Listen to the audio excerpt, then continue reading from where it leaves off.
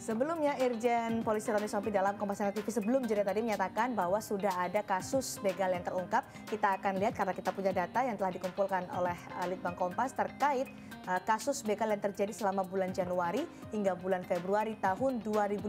Ini dia informasinya. Dan jika kita lihat, ada 80 kasus yang terjadi sepanjang Januari hingga Februari 2015. Ini dia. 31 penodongan, 45 perampasan, 4 perampokan. Nah, berapa kasus yang sudah diselesaikan oleh aparat kepolisian? Kita lihat apakah semua kasus, 80 kasus ini sudah dapat terungkap atau terselesaikan oleh pihak kepolisian. Dan ini dia yang disita dalam razia atau penangkapan, ada motor, kemudian ada juga mereka, para pelaku begal juga tidak segan-segan saat ini menggunakan senjata api.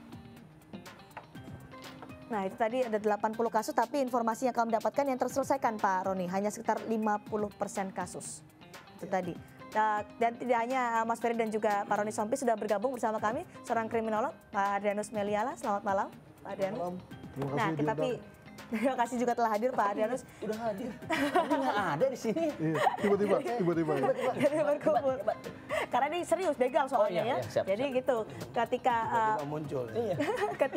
ketika masyarakat mengharapkan bagaimana ada tindakan tegas dari pemerintah, dari polisi dalam hal ini, sudah dijelaskan tadi oleh Pak Roni Sompi. Anda punya tanggapan, apakah Anda melihat apa yang telah dijelaskan oleh Pak Roni Sompi tadi terkait Babinsa dan juga keterlibatan polisi dan masyarakat untuk memberantas begal ini? Anda boleh berkomentar. Jika Anda tidak melihat seperti yang disebutkan oleh Pak Roni Sompi, boleh protes kepada Pak Roni sekarang. Pak Zulfikar, silakan. Ya, dia pulas. Ya, Pak Roni. Ya. Apakah tidak ada kajian ya Pak ya? Jadi perilaku pembakaran di Pondok Aren itu menurut saya sudah bentuk ketidakpercayaan masyarakat terhadap Polri gitu. Jadi kalau Polri itu tegas, tentunya kita ingin sekali gitu ya penegak hukum itu tidak bermain politik atau tidak bermain uang, karena apa yang ada di dalam pikiran masyarakat itu polisi ujungnya duit gitu. Kalau begalnya masuk penjara ditebus sama luar. Nah ini tolong dikaji lebih dalam Pak Roni gitu. Artinya main hakim sendiri, Pak Roni, silakan. Ini disampaikan oleh Pak Zulfikar. Kalau kita berpikir sendiri masing-masing, ya 10 orang mengira-ngira ya bisa ada 20 sampai 40 bahkan lebih ya perkiraan tentang apa sebenarnya penyebabnya. Bisa-bisa saja, tapi Polri kan sudah juga menunjukkan keseriusannya ketika juga Kapolda sendiri ini bintang 2 turun loh ke lokasi bersama anak buahnya. Tujuannya apa? Selain mengungkap, juga mencegah terutama, ya. Makanya karena kasus kejahatan seperti begal ini bisa seperti balon, karena dia sindikat. Ketika di sini diamankan, dia pindah balonnya ke tempat lain yang tempatnya ya kurang polisinya. Ya kan? Sedemikian beratkah Pak Adrianus untuk bisa memberantas begal sebenarnya kalau tadi berdasarkan jawaban dari Pak Roni? Yang berat itu menghadapi fear-nya kok. Fear itu maksudnya rasa takutnya. Insidensinya sendiri sih tidak berat. Cuma menghadapi persepsi, menghadapi fear, itu yang luar biasa. Tidak berat, tapi sudah ada korban jiwa, sudah banyak juga mereka yang terluka. Ya kalau kita bicara mengenai penumpasannya ya tadi saya setuju pada beberapa hal polisi nampak agak terlambat. Saya setuju. Anda setuju soal ini? Ya. Namun kalau sudah polisinya full scale, ngebut dia, itu cepat tuh, gitu ya. Itu karakteristik polisi begitu. Artinya sekarang belum full scale? Sudah full scale. Nah, tapi tadi menghadapi yang namanya persepsi dan rasa takut, wah itu luar biasa. Apalagi dibantu dengan media sosial ya, gitu ya. Jadi begini, ada kesan bahwa sebetulnya kejadiannya satu. Tapi begitu disebar ya, di retweet itu ya, lalu makanya menjadi seolah-olah semua terjadi di mana-mana gitu ya. Artinya kalau Anda menyikapi begal saat ini masyarakat sudah merasa terteror dengan adanya begal ini. Anda melihatnya? Terteror karena pemberitaannya, terteror karena media sosialnya. Betul. Jadi sekarang kita mau melawan apa nih? Melawan kejadiannya, insidensinya, atau melawan karena pemberitaannya? Tidakkah karena dengan kualitas kejahatan yang semakin meningkat kalau kita berbicara, ada yang mereka tidak segan-segan membunuh dengan cara yang sangat keji, dengan cara-cara baru bahkan menggunakan senjata api sekarang? Saya setuju bahwa secara kualitas itu memang lumayan ya. Tapi sekali lagi, dengan itu kemudian di retweet berulang-ulang, apalagi kalau kita bicara mengenai gambar itu kan bisa di zoom tuh gitu ya, bisa di crop sana sehingga keluar semua gambar merahnya gitu ya, sehingga lebih mencekam gitu ya. Ada yang tidak setuju Gitu. dengan Pak Adrianus mungkin dari Kompasianer? Silakan Pak Ryu. Pak Rio, Ya. ya. Di situ saya merasa sedih. Ya. Silakan Pak Ryu. Begini, sebenarnya ini karena hukum di Indonesia itu masih kurang. Harusnya mereka itu bisa dikasih ganjaran hukuman mati. Jadi mereka jangan sampai masuk penjara, keluar lagi, begal lagi. Nah, persis seperti yang dikatakan Mas Ferry tadi, akhirnya masyarakat dengan rasa frustrasinya wujudnya main hakim sendiri. Pak Adrianus, ini memang seperti ini.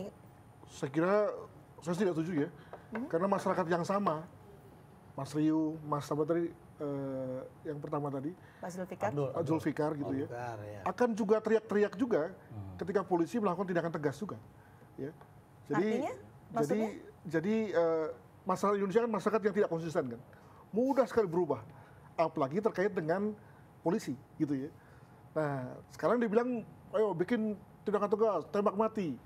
Tapi begitu kemudian si polisinya mengikuti, ya, nanti kemudian berubah lagi tuh anggapannya. Anda disebut Gitu. tidak konsisten nih Mas Ferry tadi Iya, bilang tadi. awalnya tadi kan bilang daripada balik lagi, begal lagi. Kayaknya kalau untuk rampok kayak gini mah Pak, udahlah. Selesaikan Enggak, aja. sekali lagi beda antara kejadiannya dan reaksinya. Yang saya amati adalah bahwa polisi sekarang repot menghadapi reaksinya. Makanya humas yang turun nih, gitu ya.